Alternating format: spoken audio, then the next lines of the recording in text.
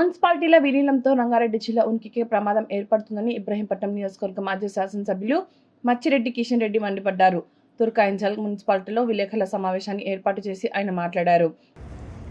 మొత్తం కూడా అన్ని విలేజ్లలో కూడా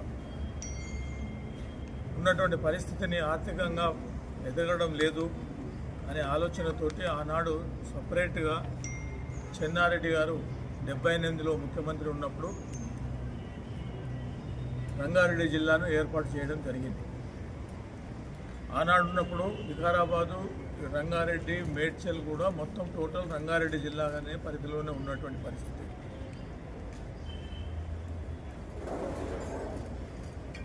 చాలా పెద్ద ఎత్తున ఉన్నటువంటి ఈ యొక్క జిల్లాను రెవెన్యూలో కూడా బ్రహ్మాండమైనటువంటి నిధులు కూడా రావడం జరిగింది.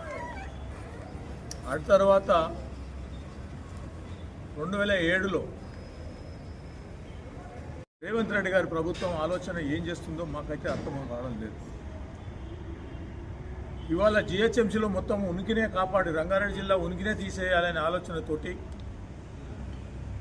ఈ యొక్క 27 మున్సిపాలిటీలు చుట్టూ సరౌండింగ్లో ఉన్నటువంటి మొత్తం మున్సిపాలిటీలన్నింటి కూడా కార్పొరేషన్లను జిహెచ్ఎంసీలో కలపాలని ఒక ప్రతిపాదనతోటి ఈ కార్యక్రమం తీసుకోవడం జరిగింది, కలపడం జరుగుతూ ఉంది.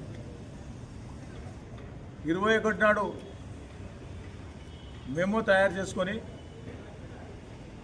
25 నాడు క్యాబినెట్లో పెట్టి డిసిషన్ తీసుకోవడం సొంత నిర్ణయమే. ఇది ముఖ్యమంత్రి సొంత నిర్ణయమే. మంత్రులతోటి కానీ, జిల్లాలో ఉన్న ప్రజాప్రతినిధులతోటి కానీ, ప్రజలతోటి కానీ, లేకపోతే స్వతంత్ర సంస్థలు కానీ, ఆల్ పార్టీస్ మీటింగ్ కానీ ఎలాంటివి కూడా చర్చ జరగలే.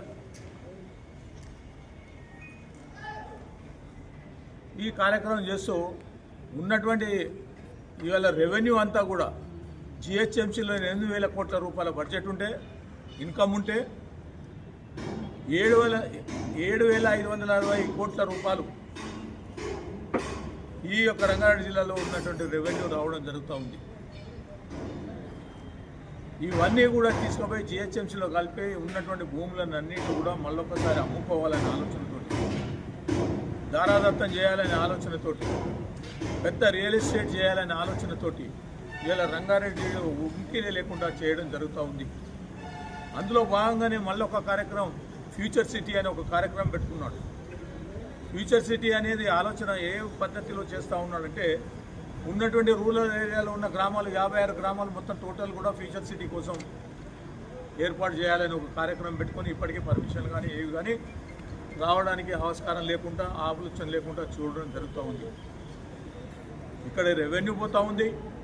జిల్లా మేడ్చల్ కానీ రంగారెడ్డి జిల్లా ఉనికి లేకపోకుండా ఫ్యూచర్ సిటీ అనో, లేకపోతే ఇక్కడ ఉన్నటువంటి మున్సిపాలిటీ జిహెచ్ఎంసీలో కలపడము, ఇవన్నీ కూడా ఒక పద్ధతి ప్రకారం నువ్వు ఒక రియల్ ఎస్టేట్ వ్యవహారికంగా జరుగుతున్నటువంటి సందర్భం చేస్తున్నావు. కాబట్టి ఇవాళ హైదరాబాద్లో కూడా అదే పద్ధతిలో జరుగుతూ ఉంది.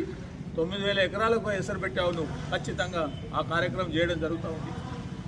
మరి ఇక్కడ రంగారెడ్డి జిల్లాలో ఉన్న భూములన్నీ కూడా ల్యాండ్ అక్విజిషన్ కింద కార్యక్రమాలు తీసుకోవడం జరుగుతూ ఉంది.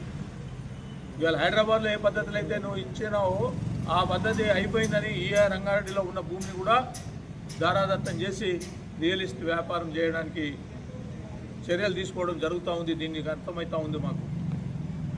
కానీ జిల్లాలో ఉన్నటువంటి వాళ్ళు మేడ్చల్ కానీ రంగారెడ్డి కానీ ఉన్నటువంటి వాళ్ళందరూ కూడా ఏకతాటిగా స్పందించడం జరుగుతుంది, వ్యతిరేకించడం కూడా జరుగుతుందని చెప్పేసి నేను తెలియజేస్తా ఉన్నా.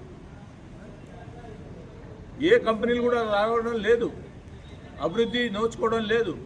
కానీ నియోజకవర్గంలో కడితే ఒక ప్రతి మనిషికి సగటున సంవత్సరానికి 10,000 రూపాయలు అదనంగా భారం పడుతుందని చెప్పి కూడా నేను తెలియజేస్తా ఉన్నా.